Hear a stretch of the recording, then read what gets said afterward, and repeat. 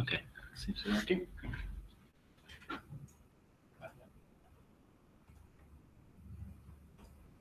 So first of all, just like see if there's any questions or queries that we have. No? Cool. How do you, is the work going okay on the working with the book? And you try and exercises as you go through it? Yeah.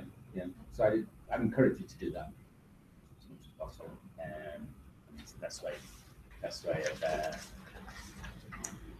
improving your understanding of it. So helping you understand. So in the last couple of lectures, we've been in this isomorphisms chapter, chapter 9. We're going to finish that today. We still have this section on direct products to do. But no questions from the isomorphisms bit. So, okay. So, as I said in the reading notes here, let's just have a look at some comments I made in the reading notes. This sheet I gave you a few weeks ago. On direct products. So,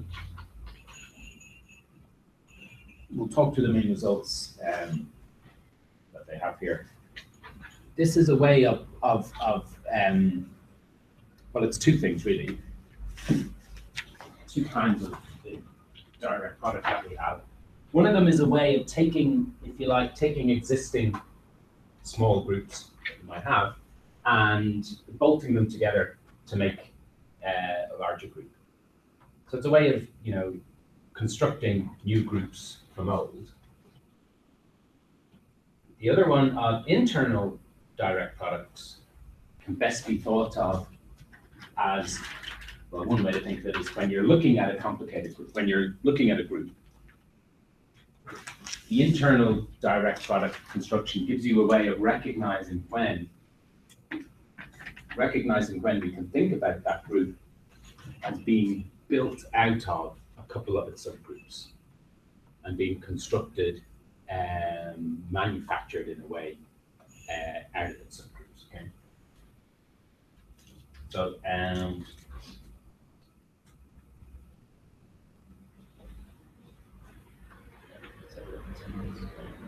now, this, you are already very familiar with this concept. For instance, just before we launch into it, okay, you are well aware of, say, the real numbers under addition, right? Got two real numbers, you can add them. You are also well aware of the vector space R2.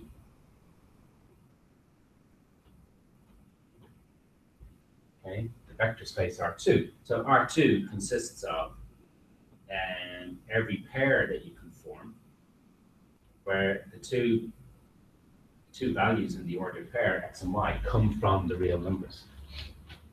So R2 is the set of all ordered pairs, xy, pairs of coordinates xy, that you can form out of R.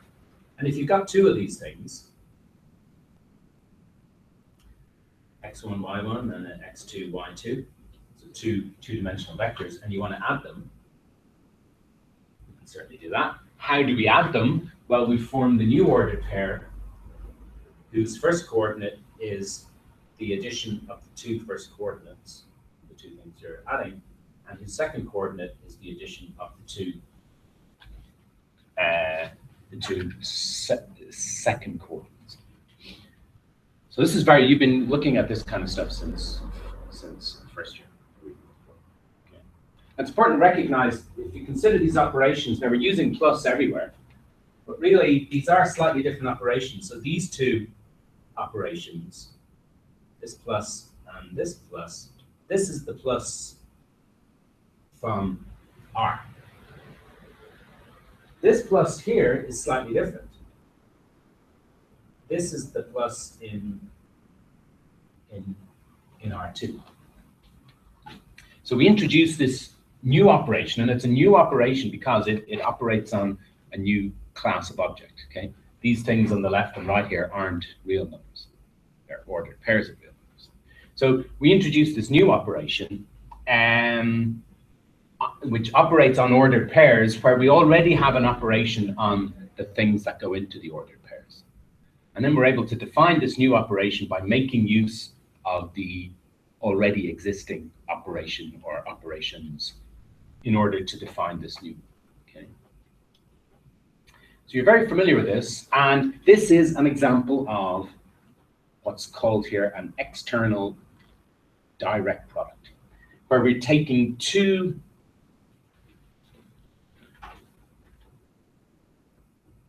R2 is sometimes written as R cross R. So this is the Cartesian product, isn't it? The Cartesian product of these sets. So taking two already existing objects, okay, you might call them vector spaces or groups, whatever, and putting them together in this Cartesian product construction. So the set of all ordered pairs, and then making a operation amongst them from the operation that you already have in the bits that you've stuck together. Okay. That's exactly what external direct products are. Okay.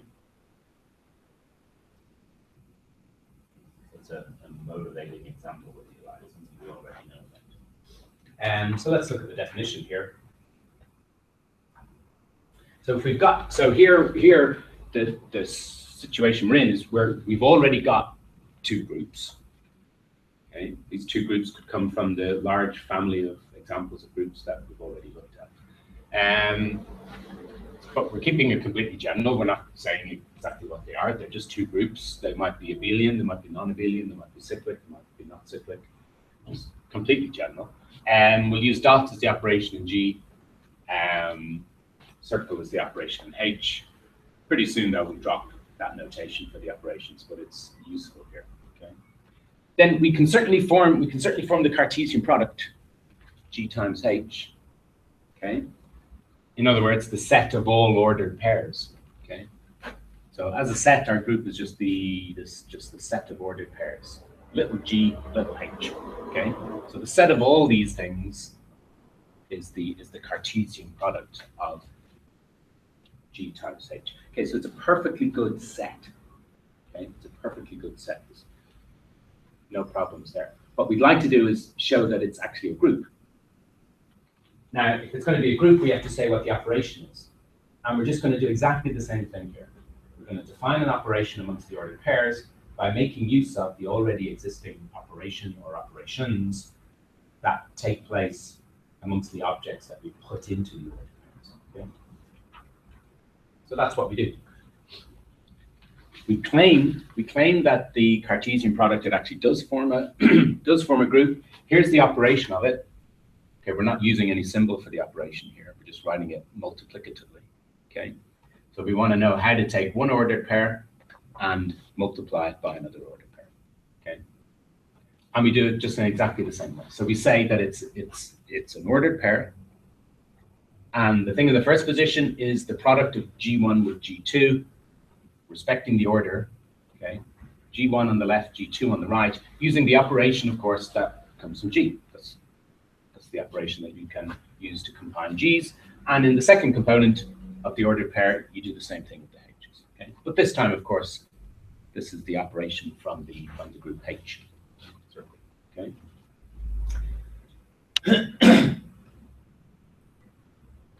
And the use of these separate operation symbols for G and H is just to remind us, just to emphasize that there's potentially a different thing going on here than there is here.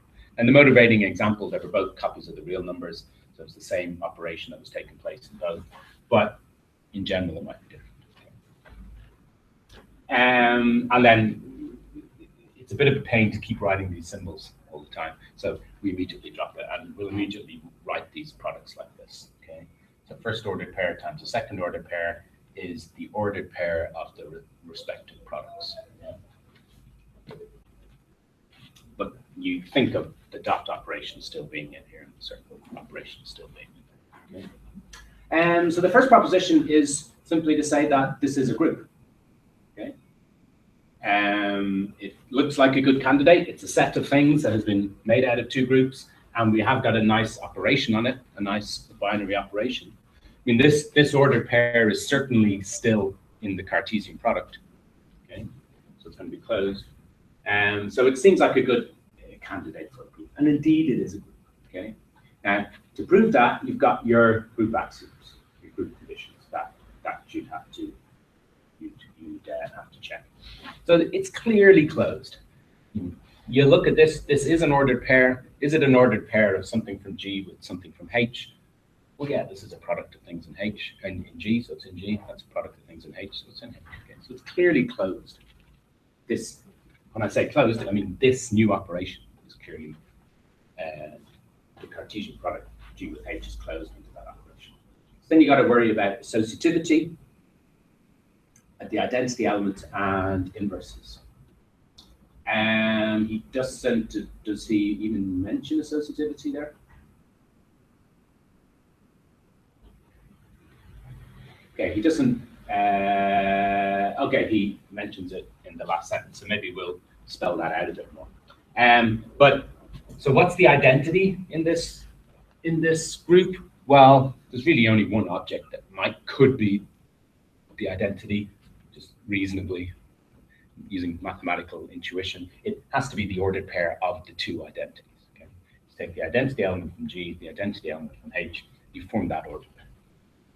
And if you imagine putting this e.g. EH in as the second element here, when you multiply it by this one here, the G1 will still be here in the first place, and the H1 will still be there in the second place, okay? Because they'll both be multiplied by their respective identities, okay? So that's clearly the identity element. And I mean, what is the inverse of the ordered pair G, GH? There's really only one thing. It could reasonably be simply the ordered pair of inverses, yeah? And when you multiply these two together, you've got the ordered pair of GG inverse, the first component, HH inverse in the second component. They clearly both cancel to give the identities. Okay, he says associativity follows as well, but let's just spell that out a little bit. This is proposition 9.13, the associativity. Okay, it is straightforward, but it's worth kind of, when we write out the proof of it, we'll see again the nature of what's going on with these direct products. So associativity, we have to take a product of three things from the direct product. Okay, so here's our three elements, and first of all, they're going to be bracketed like this. And we have to show that this is equal to bracketing them the other way. Now, we have to pretend, we have to assume that this new operation that's taking place, this operation here between the two ordered pairs, this operation here between the two ordered pairs, we can't claim to know that it's associative already. Okay.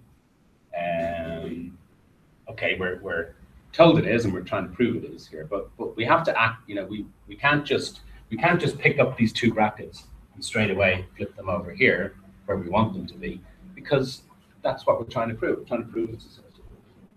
So the only thing we can possibly do is to apply this operation here, okay? Apply that operation there and see how we go, see what it turns into. So when you take the product of these two, you've got the ordered pair G2, G3 with H2, H3. Okay, let's combine those two, and now at least we're in a position to apply this operation here. We know what the ordered pair is that was inside the square brackets, so we can apply it here. And just be very careful when you're writing these down. Strictly speaking, this is G1 multiplied by the element G2, G3, and it's H1 multiplied by the element H2, H3.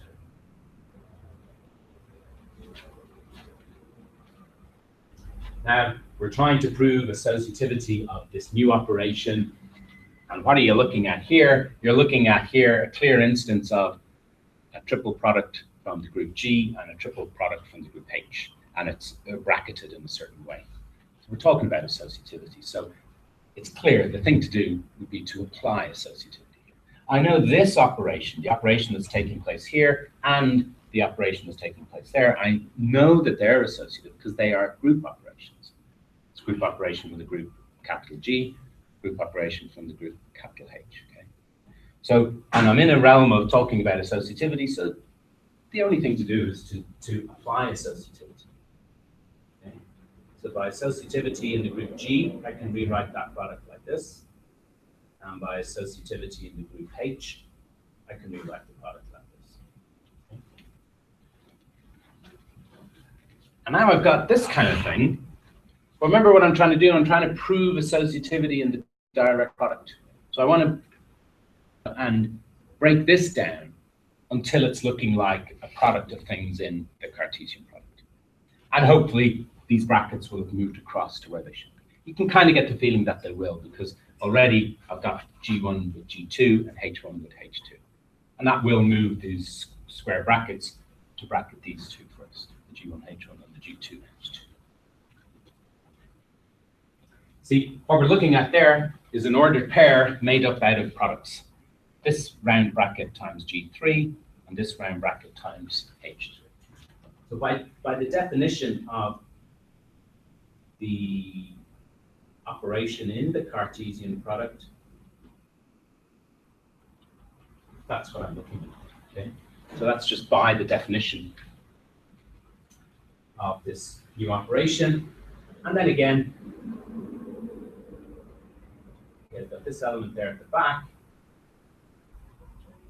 And that's multiplied by this element here on the left. But this element here is itself a product. That's the product of G1, H1 with G2, H2. Okay.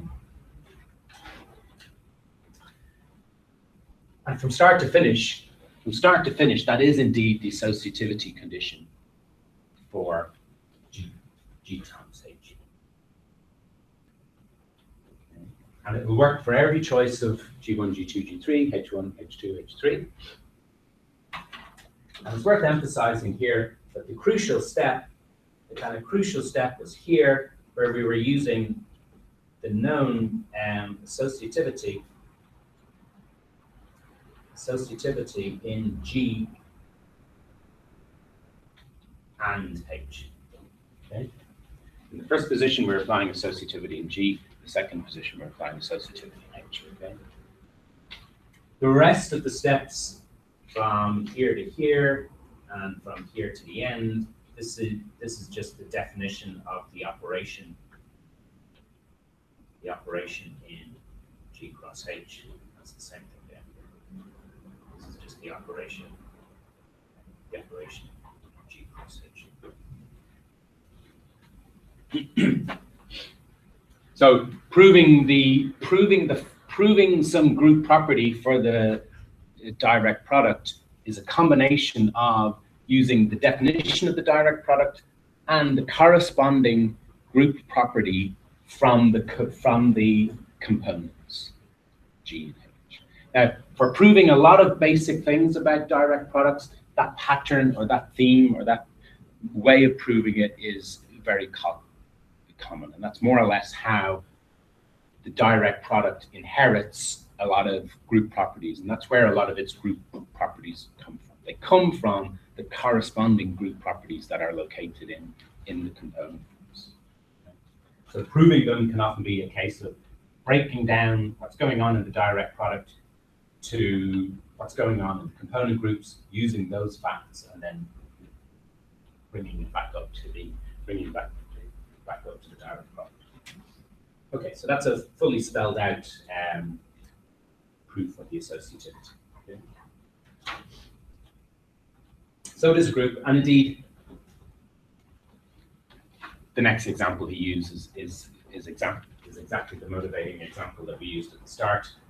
Looking at R2, you can recognize that we used to call it the vector space R2 and that, but if you just think of it with regard to the operation of addition, it is a external direct product as well. It just happens that the G and the H are the same thing. Yeah, you're taking G with G, so to speak. Here's another example from one of the groups we know about already. So Z2 is the integers modulo 2 under addition.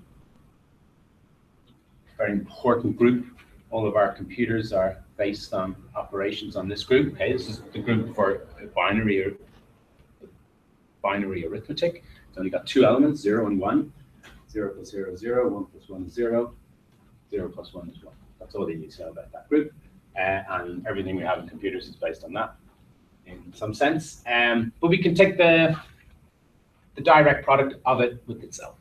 And it's now a set of ordered pairs of binary elements. Okay, and there's 4 of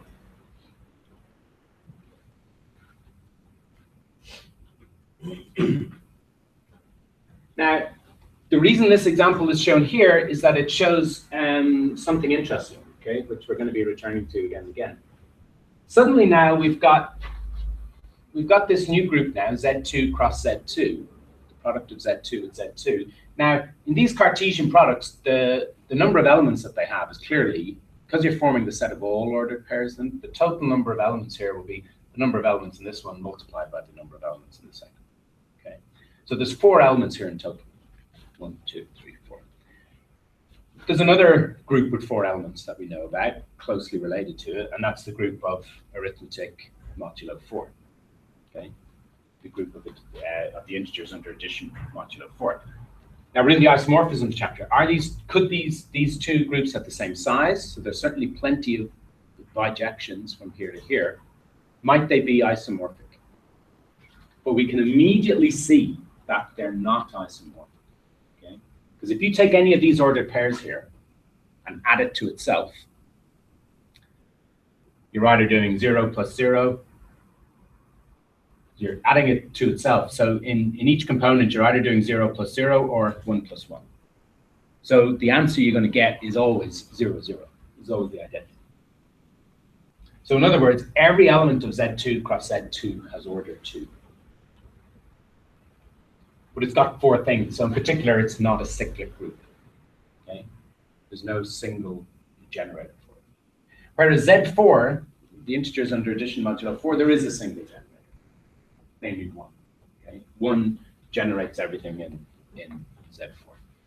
0, 1 plus 1, 1, 1 plus 1, 1 plus 1 plus 1, 3. 0, 1, 2, and 3. That's everything in Z4. Z4 is cyclic, generated by 1 and 3, 1 and minus 1. But Z2 plus Z2 is not cyclic. So straight away we see this interesting example where they're not isomorphic. Okay. Now, so far we've talked about taking the direct product of 2 things, but it's reasonable to see that we could easily extend this idea to the direct product of any number of groups. Instead of ordered pairs, it would be ordered triples or ordered 4 tuples or ordered 5 tuples, etc. And you define the new operation on the ordered tuples just in exactly the same way. In each coordinate position or component position, you're using the operation from that group. Okay. So down here at the bottom of the page then is just making note of that. You can extend this definition to any number of groups.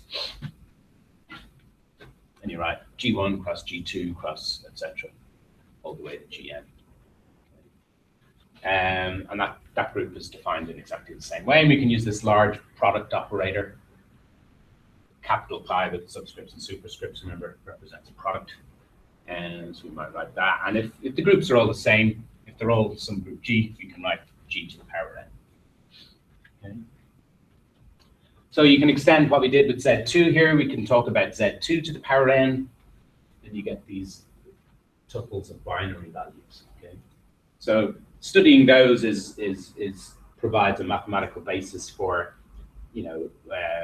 one way of thinking about computer communication. Okay, because computers are communicating with fundamentally just binary information on and off, but how that gets organized into streams of binary values and small packets of data, and it breaks down huge amounts of data down into chunks in an organized, codified way, and being able to communicate those across networks, which potentially, you'll be talking about this in the digital communications unit, communicate them across networks which are subject to random error every now and then. So you want to build in some error correction systems into the communication protocols themselves. A lot of that can all be set up with the language of group theory, right? Groups like this, set 2 to the power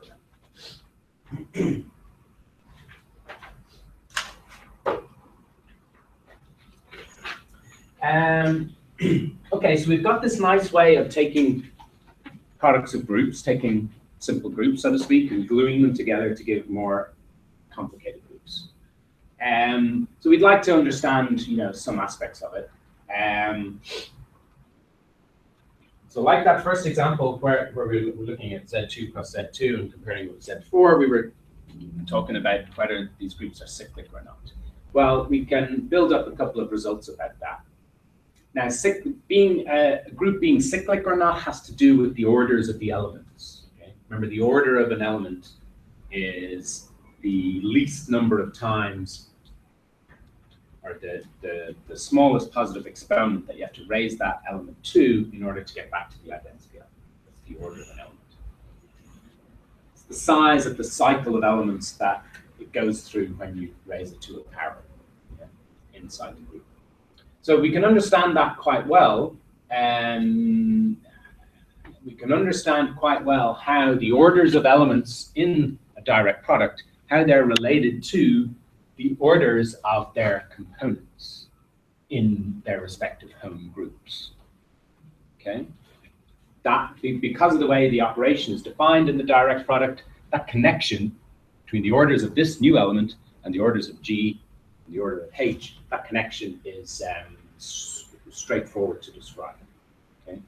So here it is. It says, well, if you want to know what the order of your ordered pair is, it's simply the least common multiple of the order of G, the order that G has inside the group capital G, and the order that H has inside the group. So if you know the orders of little g and little h, you automatically know that the order of GH is the least common multiple. So if you think about that, supposing we know that, suppose that M is the least common multiple of these two, then, well, if you take that ordered pair and raise it to the power m, by definition, that's g to the power m times the ordered pair of g to the power m and h to the power m.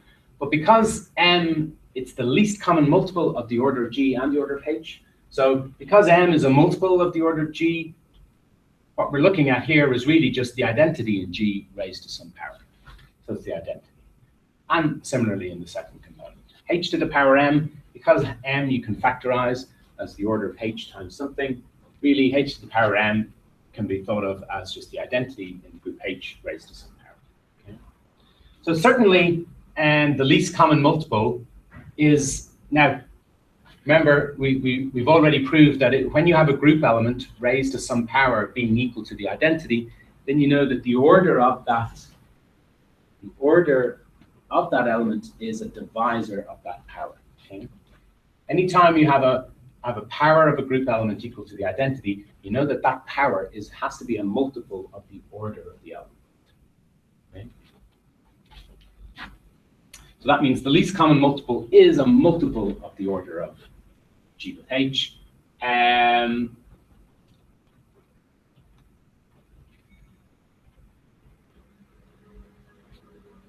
So then we want to consider, so if we let n be this unknown order of G with H, by definition then raising the ordered pair to the power n does give you the identity, by definition. But of course, raising the ordered pair to the power n, by definition, is also G to the power n with H to the power n. Okay.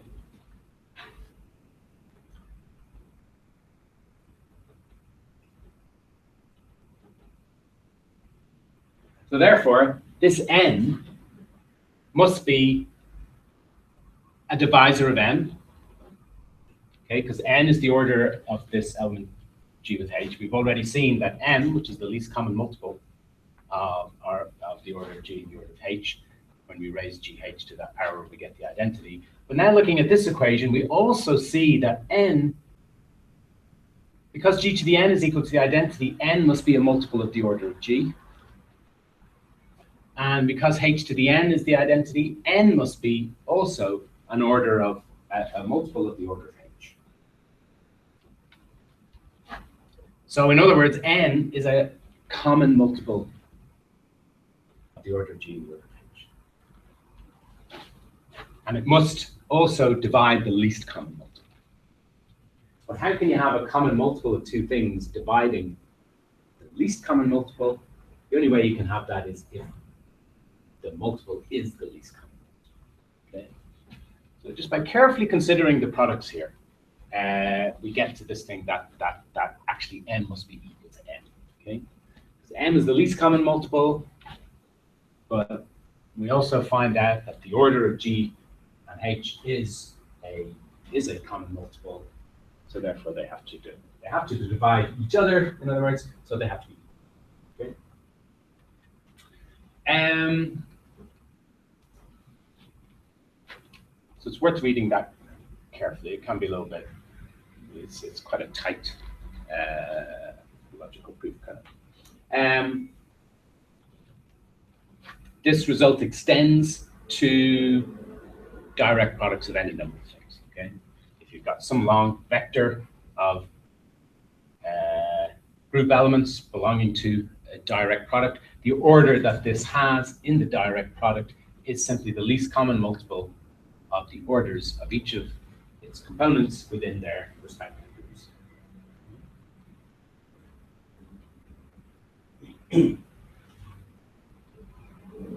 There's a few examples there. Then we come to this very interesting result, theorem 9.21. Now, the thing to think about here is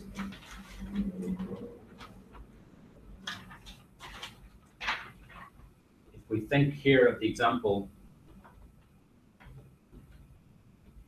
so before theorem 2.91, 9.21, remember, recall the example where we looked at the Cartesian product of Z2 with itself, and we found that that was not isomorphic to Z4. Okay. But theorem 9.21 settles the question. If you have a Zm and you take the Cartesian product with the Zn,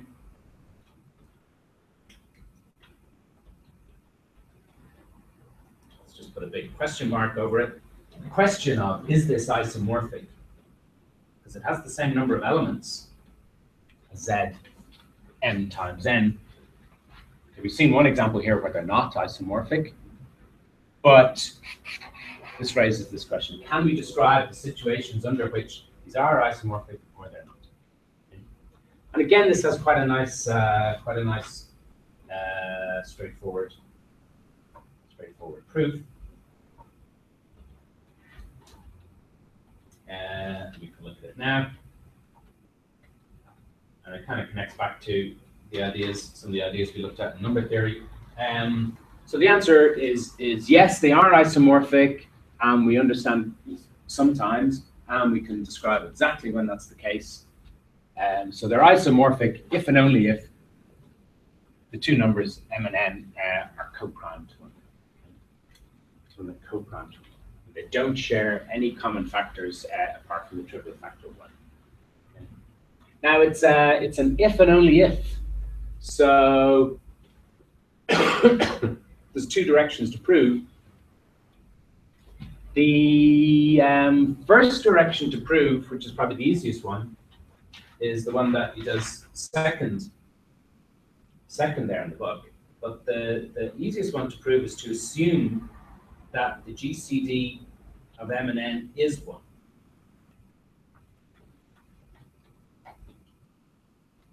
Okay, if we assume that the GCD of m and n is 1, then consider the order of the element. I'll spell this out a bit. He doesn't quite spell it out in the book. Consider the order of this element in the Cartesian product. And what I've done there is taken the element 1, 1. The reason I've chosen 1, 1 is the generator of Zn, and so is 1. If you want it to be hyper, hyper finicky or extremely technically careful, you might want to notice and think about that these, it looks like this is the same element in both things, but really there's 1, the congruence class of all integers congruent to 1 modulo m, that's a different thing to the set of integers congruent to 1 modulo n. So I'm using the same symbol for these, but they are different. 1 is an element of Zn, the other is an element of Zn. Okay, but they are the generators of their respective groups. Okay. And by theorem 9.17, the order of 1, 1 in this Cartesian group is the least common multiple of m and n. Now, what is the least common multiple of m and n in this case? Well, if you know that m and n are co-prime, then their least common multiple is simply their product, m times n. Okay. So if that's the order of the element 1, 1, that means the subgroup generated by 1, 1. Remember this notation? Angle brackets around a group element. This is the subgroup generated by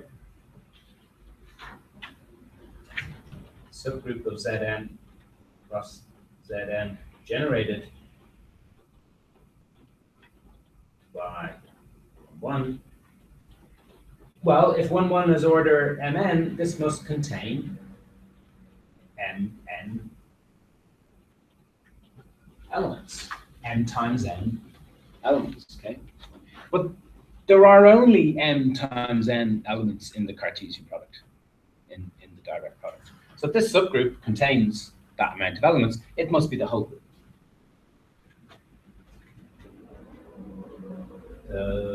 This subgroup generated by 1, 1 contains m times n elements, i.e. it is in fact the whole group. So Zn cross Zn is cyclic of order m times n. Well, if it's cyclic of order m times n, then it is isomorphic to this group. The integers under addition modulo m times n. Okay. So if you look back in the isomorphism section, we proved a theorem which says there is, any cyclic group of a certain order is always isomorphic to the integers under addition modulo that order, modulo that size. Okay. So, so in other words, i.e. Zn plus Zn is isomorphic to Z m times. Okay. But it does depend on the GCD being 1. As you see here, if the GCD was not 1, then this least common multiple would be smaller than the product m times n. Yeah. So the subgroup generated by this ordered pair of generators would not be the whole group. It would be a smaller subgroup. Okay, so that's the implication in one direction. The proof in the other direction is spelled out in detail in the notes. And that's for the other way. If these two groups are isomorphic, then the greatest common divisor of m with n must be 1. Now, that's what we're trying to show. We're trying to prove it in that direction. We've already proved it in the opposite direction. So the way he proves it is to look at the contrapositive. In order to use the same kind of reasoning that we just used, he's going to show the contrapositive. So we want to show that if the GCD of m and n is not 1, then the things are not isomorphic. Okay. Remember, so here we're trying to do A implies B, so the contrapositive is not B implies not A. That's what you have to prove. Okay. So you assume that they're not co-prime. That means they have non-trivial common divisors. So there's a greatest common divisor, which is strictly bigger than 1, D. And then we're going to prove what we're going to notice then is that Zm cross Zn cannot be cyclic. And you prove it's not cyclic by proving that if you take any element from it, it's never a generator. So if you can argue that it's impossible for an element in the group to be a generator of the group, then you prove it's not cyclic. Okay. So you take any AB at all from Zm cross Zn, and you think about taking the product, taking the power of it, raising it to the power mn over d. Now, mn over d is certainly an integer, okay, because d is a common divisor of m and n. And the key thing about it is that it's simultaneously mn to the power d, mn divided by d is simultaneously a multiple of m and a multiple of n. Because if you like, you can pair the d with the n. So n over d is an integer. D is a divisor of n, but also m divided by d is an integer. So this power mn over d is simultaneously a multiple of m and n. When you raise the ordered pair ab to the power, you're going to have a to the power mn over d, ordered pair with b to the power mn over d. That's just going to be the identity in both cases. The identity in this context is the ordered pair 0, 0. Okay. So it's impossible for an element to be a generator of the group in this situation, where the two indexes m and n are not co-prime. So in that case, this group is not cyclic, but the group we're comparing it to, Zm times n, that is cyclic. So therefore, they can't be isomorphic. Okay. If one is cyclic and one isn't, they're not isomorphic. Remember when we introduced isomorphisms first, we proved that isomorphic groups have the same cyclic states. So here we're showing that if the GCD is not 1, they have different cyclic states. So they can't be isomorphic. And again, just as before, with the least common multiples and the orders of individual elements, this result generalizes to direct products of any number of component groups. So the product of different Zn's is only going to be isomorphic to the single Z with index the product of all the other indexes if all of the indexes involved in the direct product are pairwise co-prime. Okay, it means that each index is completely separate from all the other ones. It doesn't share any common factors with any of the other ones.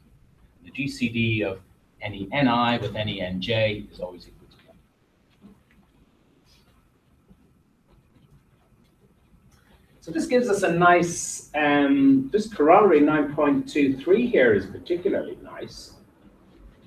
So that means using this isomorphism result, we can break down, or we can see how to break down any Zm and consider it isomorphically as an external direct product of simpler Zn's, okay? Because we can make use of the prime factorization. It's something we spent a lot of time with last year in the number theory unit. Every integer factorizes uniquely into a product of prime powers, and the primes involved in each of the prime powers are distinct, okay? So all these separate prime powers, P1, E1, P2, E2, etc., they're all pairwise co-prime to each other. So therefore, Zm is going to be isomorphic to Z, P1, E1, direct product of Z, P2, E2, etc. Okay? We can immediately break down or have an alternative representation, if you like, of any immediate additive, any additive modular group. Okay. Now,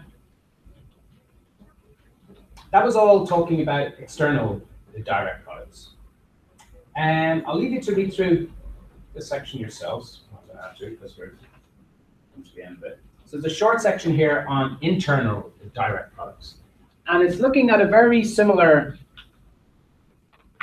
notion, but it's subtly different. So the external direct products is like where you pick up a group in one hand and pick up a different group in the other hand, and you glue them together using this Cartesian product construction. And the two things you pick up could be completely different. You could pick up an apple and a pear, and you just glue them together using this Cartesian product construction. Internal direct products, as the name suggests, is where you start off looking at one group, and you're examining its subgroups. So the source of the smaller groups is not coming from outside of the group you're looking at. They're coming from inside the group. That's the internal aspect. And you're describing when the large group can be thought of as a product type construction of its own subgroups. Okay? So it's somewhat similar to external direct products, but also somewhat slightly different. So here's the situation. This is the definition of this concept. We've got three conditions here, okay, that have to be satisfied. So we have to have a large group G and two of its subgroups, H and K. What must be true is G must be the product of H times K. Now, what does the product of one subgroup with another one mean? Well, it's like when we were looking at cosets, the product of two groups, two subgroups like this. What that will mean is the set of all the products you can form, where H on the left coming from the subgroup H and little k on the right coming from the subgroup K. So there must be this product type construction you can do with the subgroups that will give you G. Now we're writing equals G, not isomorphic to G or anything. Okay, because remember H times K, that's going to be a subset of G, because all these products are taking place within the group G, so they're all going to be elements of G. So this thing is just a straightforward subset of G. So it's not any funny isomorphism there, right? It's just straight equality. So if that's true, then we also require the two subgroups to be completely separate, or as separate as it's possible for subgroups to be. Of course, every subgroup has to contain the identity element, so you never have disjoint subgroups, but this is as disjoint as subgroups can be. Okay, so we want there to be no intersection between the two subgroups. This interesting condition, we want all the products of something from H with something from K, we want them all to commute with each other. So H times K to be the same as K times H for every K in H. If these three conditions hold, then we say G is the internal direct product of H with K. It does give you a way of uniquely representing any element in G as a product of something from H with something from K. That's where this intersection property comes in. If this intersection property did not hold, then the representation of things from G as a product of something from H with something from K, that representation wouldn't be unique. If the two groups did overlap in a non-trivial way, then there'd be multiple different ways of representing G as a product of something from one subgroup and something from the other subgroup. Because you've got all these elements that can play a role of simultaneously being in both of the groups. So that's an explanation for that condition. Okay, so there's a few examples and results about internal direct products there. So you should read through those yourselves. Then there's a whole bunch of exercises, huge amounts of exercises at the end of this chapter. And we'll go through. I think we'll go through some of those next week. I think we will slightly adjust the schedule a little bit. But remember, I did leave 2 weeks at the end of this term down as recap and problem workshop. So we've got a bit of space because we seem to have spent a bit of time on this chapter. So we've got the following two chapters to do: chapters 10 and 11 on normal subgroups and factor groups, and then chapter 11 on homomorphisms. But these are all kind of related concepts, and it's good to take all of these together. So the next few weeks then we'll be working through those and doing more work with the exercises. Okay. So leave it there. I'll leave it there for this morning.